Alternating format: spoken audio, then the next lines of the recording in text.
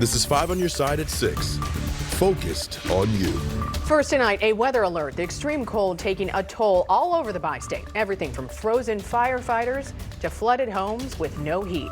Now there is snow moving into the region. Thank you for joining us. I'm Ann Allred. And I'm Mike Bush. We have a lot of school closings coming in for tomorrow. They will be at the bottom of your screen. But let's get right to Chief Meteorologist Scott Connell for that weather first forecast. Well, it's been bitterly cold all weekend long. Yesterday morning, down as low as 10 to 12 degrees below zero in some spots. Officially, Lambert yesterday was 7 below zero. This morning, just below zero. And now, here comes another patch of snow. We look out into the Chesterfield Valley. The visibility has come down. A little fuzzy out here.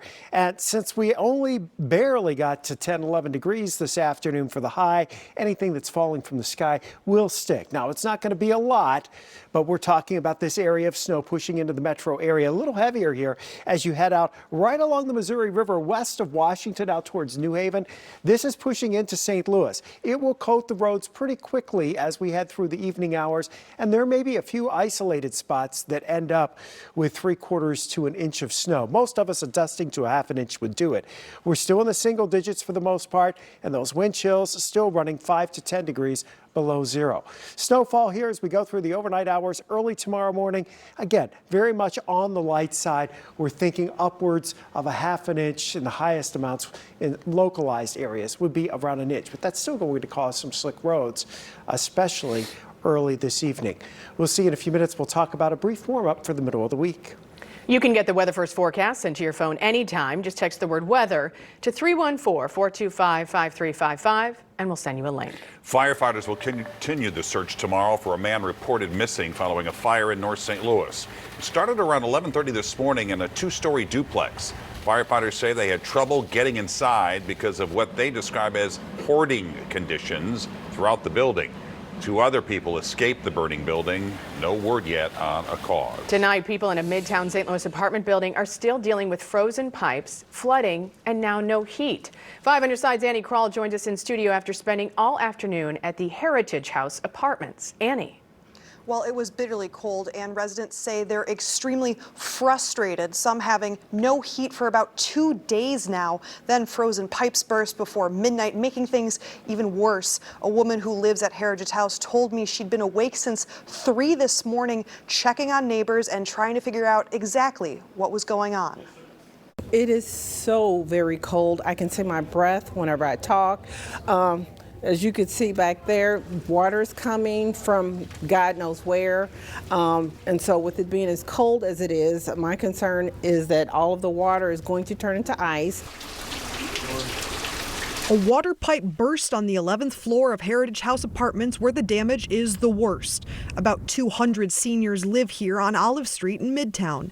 On Monday, many needing to now move in with family to hotels or Airbnbs. Fire crews called for multiple broken water pipes. The St. Louis Fire Department posted online that the heat in the building is not working, which can lead to broken water pipes. They tell us that when the water dries up and they get some plumbing done, then the heat will circulate and come back in. But no one has told us anything. The property manager with Sansone Group, along with other aides, were performing wellness checks Monday afternoon for folks still inside their apartments.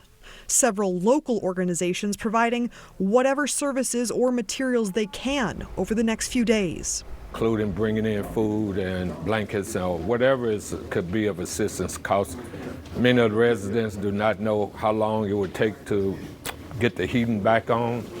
And, it just pains my heart to see the conditions that's impacting the people.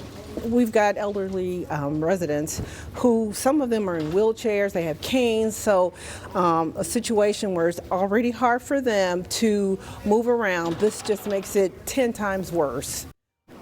People living at the Heritage House Apartments in Midtown, along with local organizers, say they are now taking donations at the building, whether that's hot cocoa, shelf-stable food, bottled water, coats, or even socks. All things lost in the flooding and now very much needed. Mike? Annie, thanks. Tonight, residents at a downtown St. Louis apartment are demanding answers from building management after their heat and hot water went out over the weekend. 5 on your side's Diamond Palmer has more from residents doing what they can to stay warm.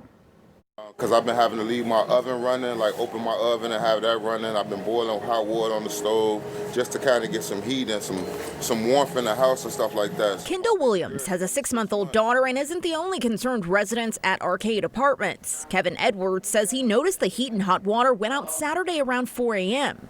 This picture displays 60 degrees on his thermostat. He says it's been issue after issue when it comes to utilities not working. I wore like 5 layers of clothes. Monday, a notice to residents and an apology on the door. Residents say they want better communication from Dominion management when the utilities are interrupted. When I called, I got a recording that said that their phone wasn't in service. The number you have reached is not in service.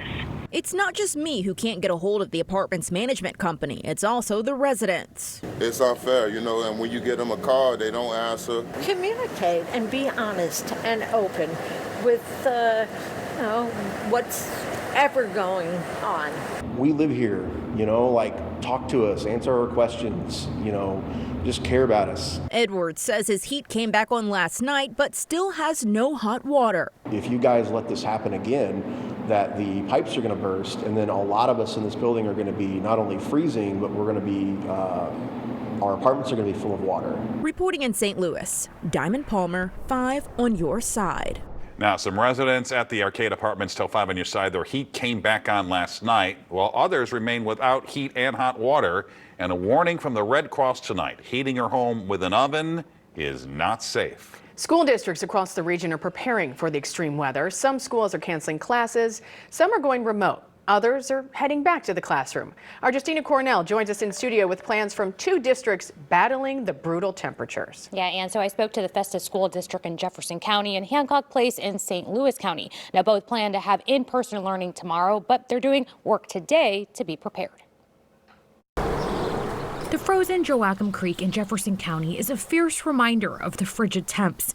Just a few minutes away is the Festus School District, ready to go up against that weather. We're the transportation department here at the Festus School District. It's now a hub to work ahead. The buses are plugged in to engine block warmers. They've been plugged in all weekend to try to keep the engine blocks warm on some of the buses. Our transportation director and another bus driver came in and started all the buses and ran them so that we could make sure that they were all in running order. Communications coordinator Kevin Pope sends a message. We want to encourage the students to stay inside until they see the bus coming to their stop. So buses may be running slightly late tomorrow morning, just for the simple fact that the bus drivers will be waiting a little bit extra time at each stop. And once they arrive to school, students will remain inside. They will not be going outside for PE or for any recess whatsoever. Also preparing for extreme temperatures is Hancock School District in Limay. It's really about checking our facilities, making sure that we don't have any frozen pipes, making sure that our heat is running, and of course that those buses are starting. Superintendent Dr. Kevin Carl says the decision to close or remain open is a case-by-case situation. The overall goal, though, is to keep students at the forefront. It's really a myriad of things that we look at. So some of it's topography, some of it's where districts are located, how long are students on a bus in a particular district. Those things play into the final decision. Now, if you want a full listing of school closings, you can head to our 5 on Your Side app or head to our website, kck.com, and go to the weather tab on the main page. Coming up, it's the first contest of the 2024 Race to the White House. Political editor Mark Maxwell, he is live in Iowa. Plus, keeping the dream alive, the new generation carrying on the work of Dr. Martin Luther King Jr. 5 on Your Side is sponsored by Carroll House Furniture. Beautiful furnishings at the lowest prices and free delivery too, because you like nice things. Academy Air is known for expert HVAC, plumbing, and electrical work. Now they're selling and installing permanent customizable LED lights by Gemstone Lights. Get a free estimate and save $100 on your Gemstone lights. Academy Air, committed to your comfort, guaranteed. See that new Encore? Bring $49 down and pay the payment on the window. See that Terrain? Bring $49 down and pay the payment on the window. Cardinal Buick GMC is selling every new vehicle for just $49 down. And pay the payment on the window. These deals are driving me crazy. It's raining. All new Buick Envista, $49 down, $349 per month. New GMC Acadias, $49 down, $459 per month. Bring $49 down. Pay the payment on the window. At CardinalBuickGMC.com. Watch me. Watch me skate out to conquer the ice. A band of sisters on blades for the stars and stripes. Sitting down for the battle doesn't limit my game. Fueled by the hope of Olympic flames. Stick work and speed to put shots on goal. Born from medical breakthroughs helping me stay in control.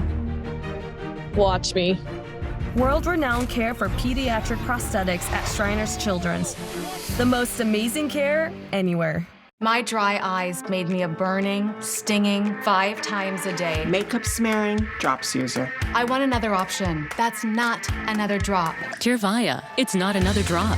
It's the first and only nasal spray for dry eye. Tyrvaya treats the signs and symptoms of dry eye disease fast by helping your body produce its own real tears. Common side effects include sneezing, cough, and throat and nose irritation. Relying only on drops?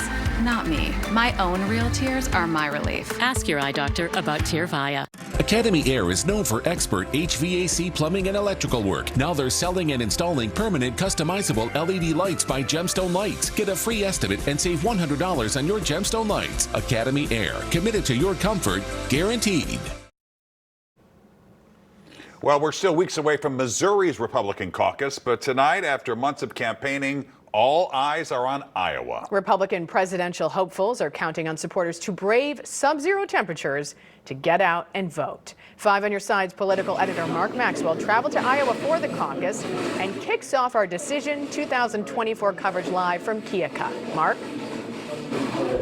Ann and Mike, good evening. The Keokuk High School cafeteria just starting to fill up here as Lee County voters showed up. The doors opened just moments ago, and Donald Trump supporters are hoping he can blow the doors off tonight. Trump certainly holding a big lead in the polls, the front runner by all accounts. But Republicans here tonight will have to make their decision without clarity from the U.S. Supreme Court as to whether Trump's name will even be allowed to appear on the ballot in other states, without clarity from the state and federal courts as to whether he might enter the convention or the general election with a criminal conviction on his record. Behind him in the polls, Florida Governor Ron DeSantis and former UN Ambassador Nikki Haley are banking on their backers to show up tonight for a lengthy back and forth. Each campaign will have a surrogate or a spokesperson who can try to rally the room here behind their banner before each precinct will break out into smaller rooms. Then voters will cast a private ballot. Party officials are already standing by waiting to collect and count those ballots and report them back to the state. The event here could take a few hours before we have the results from this location and then from across the state. But again, caucus sites like this one are spread out across all of Iowa's 99 counties here tonight, and we'll have a lot more to come with reaction from some of these different campaigns and their supporters. None of the candidates are here in Lee County, but a lot of their supporters. Talked to one ardent supporter for Donald Trump and for Nikki Haley just moments ago. We'll have reaction for you tonight at 10. Live in Keokuk, Mark Maxwell, 5 on Your Side. Coming up, the next generation of changemakers celebrating the teachings of MLK, how they're carrying on his message and the work they say still needs to be done. If you use those buy now, pay